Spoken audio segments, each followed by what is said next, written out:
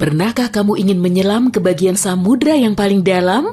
Nah, hari ini kamu akan punya kesempatan mewujudkannya. Sebelumnya, seberapa lama kamu mampu menahan napas? Tidak terlalu lama.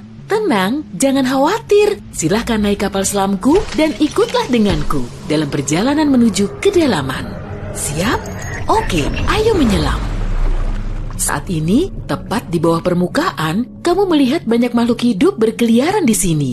Banyak sekali ikan dan hewan laut, serta halo, orang-orang yang sedang berenang melambaikan tangan ke kita. Tapi kita tak akan berlama-lama di sini. Dadah! Pada kedalaman 20 meter, ada dunia baru yang terbuka di depan matamu. Terumbu karang dangkal tumbuh dengan indah tidak jauh dari pantai. Dan hey, kita bertemu banyak orang lagi di sini. Tapi kali ini, mereka adalah penyelam scuba. Tanpa peralatan khusus ini, tekanan air di kedalaman ini tidak ramah bagi penyelam biasa. 40 meter adalah kedalaman tempat kita berpamitan, bahkan kepada penyelam rekreasi. Ini adalah batas maksimum yang diizinkan untuk mereka. Selamat bersenang-senang, teman-teman. 60 meter, dan kita bertemu orka pertama. Paus ini mendiami perairan yang relatif dangkal di hampir semua laut dan samudra di dunia. Tahukah kamu bahwa orka adalah predator puncak? Artinya, orka tidak punya musuh alami dan tidak ada yang bisa mengalahkannya. Pada kedalaman 70 meter, kita bertemu dengan hiu paus, spesies ikan terbesar yang diketahui dunia dengan berat mencapai 60 ton. Umurnya pun lumayan panjang, semoga panjang umur selalu ya. Hiu paus bisa hidup sampai sekitar 130 tahun. Sekarang, lihatlah keluar. Jika kamu melihat penyelam scuba, artinya dia adalah seorang profesional. Karena pada kedalaman 100 meter, mereka harus sangat berhati-hati agar tidak terkena penyakit dekompresi. Penyakit ini terjadi jika kamu naik terlalu cepat ke permukaan. Dan jika beruntung, kamu juga bisa melihat gurita Pasifik raksasa. Dia tinggal di perairan dingin mulai sedalam ini dan sampai kedalaman 2000 meter. Sekarang, kita memasuki bagian samudra yang gelap. Pada kedalaman 150 meter, hanya 1% cahaya dari permukaan yang sampai ke sini. Sisanya diserap oleh air. Segala sesuatu yang lebih dalam dari sini akan menjadi semakin gelap. Hei, lihat! Pada kedalaman 200 meter, ada oarfish raksasa yang mengitari kapal selam kita. Makhluk ini diyakini sebagai penyebab dari semua penampakan ular laut. Dan banyak yang salah kaprah. Terkadang, mereka berenang ke permukaan dan menakuti para pelaut dan perenang. Tidak heran, panjang ikan ini bisa sampai 11 meter. Pastinya cukup untuk membuat bulu kuduku berdiri. Oke, sekarang kita berada di kedalaman 300 meter. Dan sebentar, makhluk besar apa yang ada di luar sana itu? Oh, aku tahu. Itu kepiting laba-laba Jepang. Kamu bingung kenapa laba-laba? Tuh, lihat saja kaki mereka. Dan jawabannya akan datang kepadamu tanpa butuh petunjuk lain. Omong-omong, kaki-kaki ini juga yang mendominasi ukuran makhluk ini. Tubuh kepiting seperti ini biasanya hanya selebar setengah meter. Mari masuk lebih dalam. Dan di kedalaman 500 meter, kamu akan melihat paus biru terakhir. Tidak, bukan paus biru terakhir di dunia. Maksudku, ini adalah jarak terdalam yang bisa mereka tempuh. Paus biru tidak benar-benar perlu menyelam sampai sedalam ini untuk mencari makanan yang sudah berlimpah di perairan dangkal. Tapi mereka masih mampu. Sepertinya mereka hanya ingin memamerkan kehebatan. Mau bagaimanapun, mereka adalah makhluk terbesar dalam sejarah bumi, baik di samudra maupun di darat. Shh, kamu mendengar ini? Ini adalah suara yang dibuat paus sirip untuk berkomunikasi dengan teman-temannya dari jarak berkilo-kilometer. Mereka bisa melakukan ini berkat saluran SOFAR atau saluran laut dalam yang umumnya dimulai dari 600 meter, tapi kedalamannya dapat bervariasi. Ini adalah lapisan air yang kecepatan suaranya paling rendah dan gelombang suara dapat bergerak ribuan kilometer sebelum menghilang. Pada kedalaman 830 meter, kita telah mencapai titik tempat Burj Khalifa, gedung tertinggi di dunia. Tidak akan mungkin menunjukkan ujungnya ke permukaan jika diletakkan di bawah air. Hei, ayo kita coba. Sekarang kita memasuki bagian samudra yang sangat menarik. Di sini tidak ada sinar matahari dan banyak makhluk aneh berkeliaran. Salah satunya adalah cumi-cumi raksasa. Ya, yang luar biasa besar itu. Dia mendiami kedalaman 900 meter. Bayangkan makhluk dengan mata sebesar frisbee. Paus sperma memburu monster ini, tapi mereka dijamin mampu melawan balik. Melihat mereka bertemu adalah pemandangan yang menegangkan. Dan disinilah kegelapan pekat akhirnya menyelimuti kita. Zona tengah malam.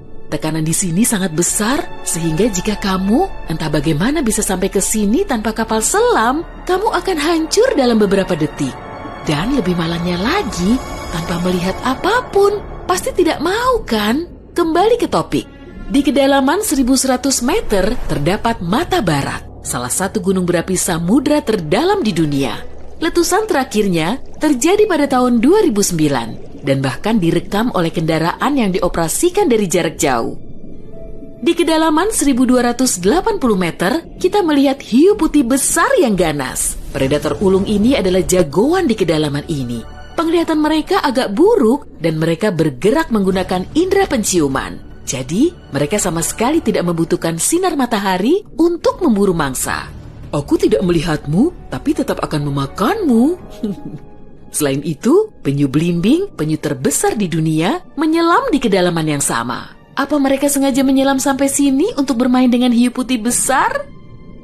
Wah, lihat jala-jala besar itu. Kita sekarang berada di kedalaman 1500 meter, tempat metode penangkapan ikan bernama menangkap semua digunakan.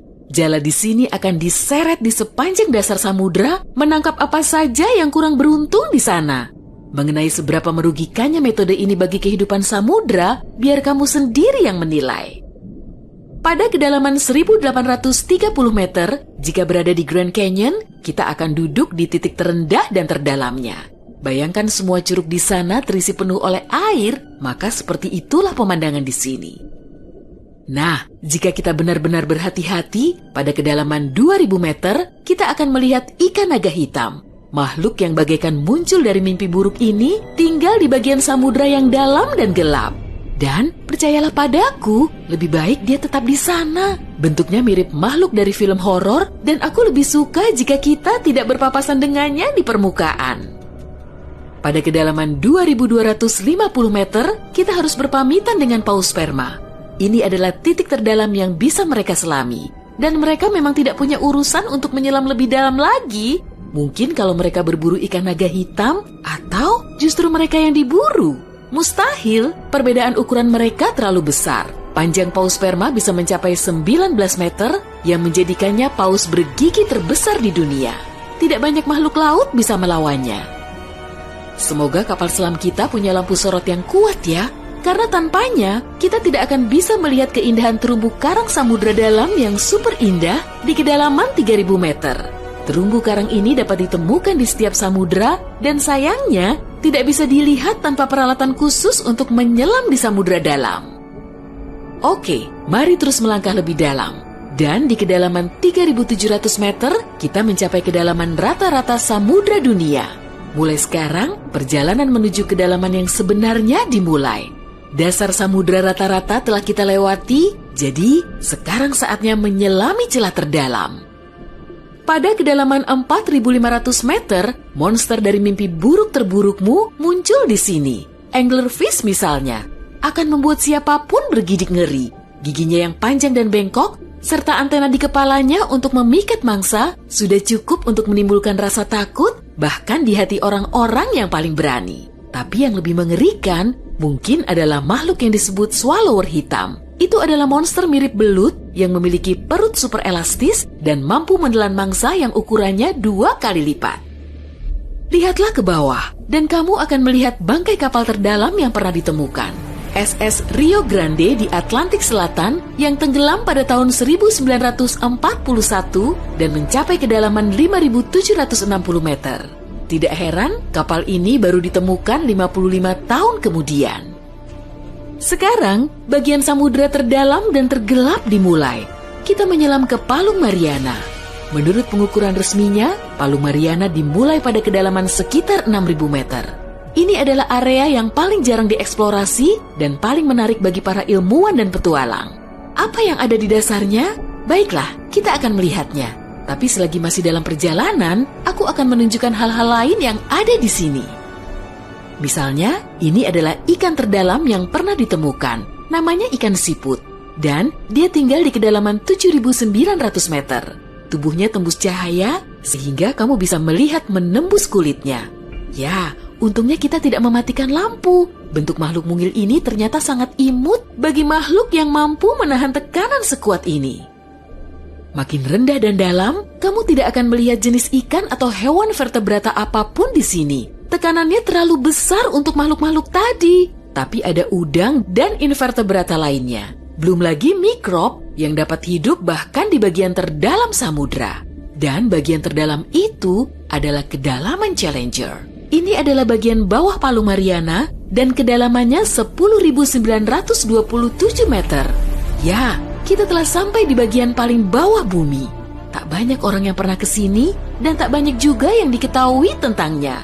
Tapi para ilmuwan tidak akan berhenti dan ada harapan kita akan segera menemukan rahasia apa yang berada di kedalaman samudra.